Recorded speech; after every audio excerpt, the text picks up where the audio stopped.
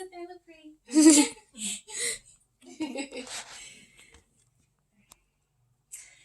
The late Stan Lee once said that a person who helps others simply because it should or must be done and because it is the right thing to do is without a doubt a real superhero. Throughout the years, there has been an endless debate over which superhero is the best.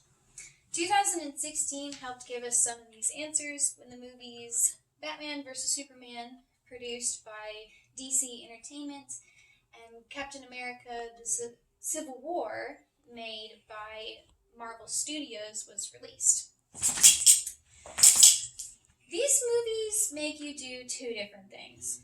One of them is it makes you take sides.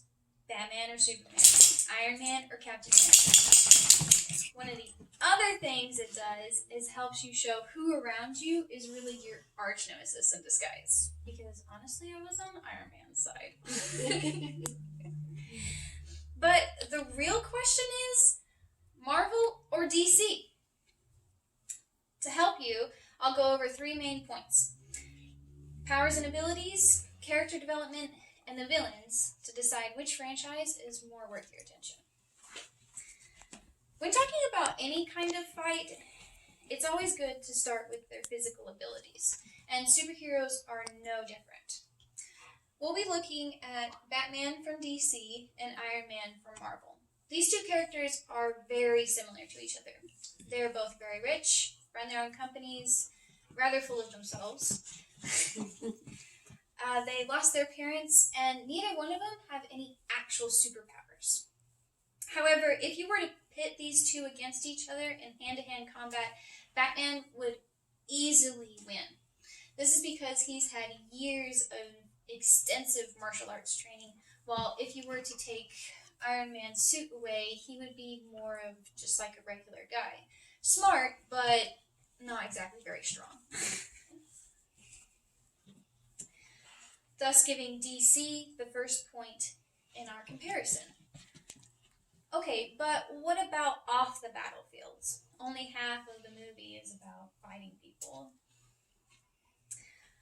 With continuing to look at these two characters, we can see that Batman is actually kind of a rather flat character. Despite decades of movies being made of his story, and even in the comics, he has yet to change or really evolve very far.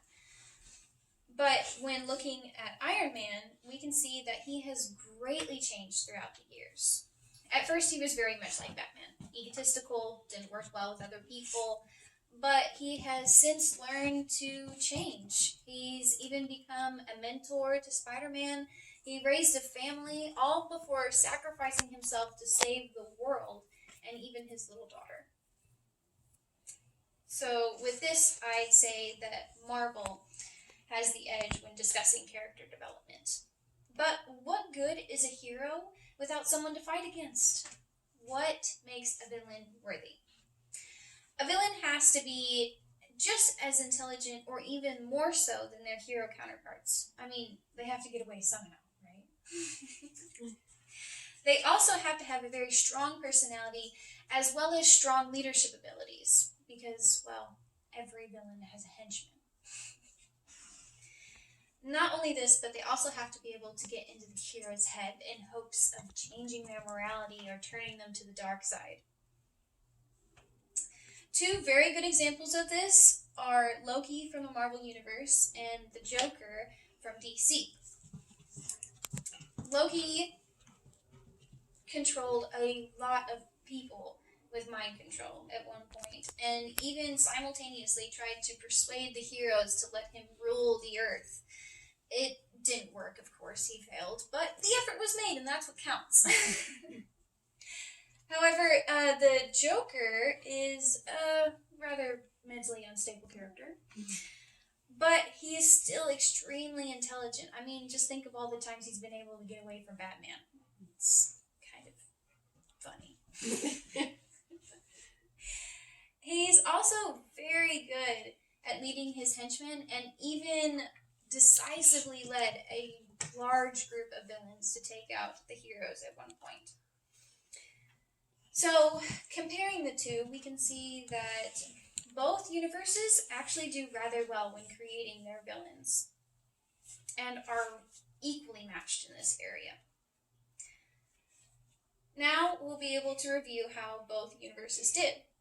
So who wins?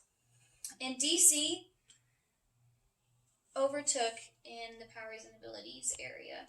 Every superhero you can think of will probably kick Marvel's butt. But Marvel did much better in character development. It absolutely excels in this area. And when comparing villains, we can see that the two universes actually tied. So, with this, overall, the two universes did tie, leaving with just one simple question. Marvel or DC? Choose wisely.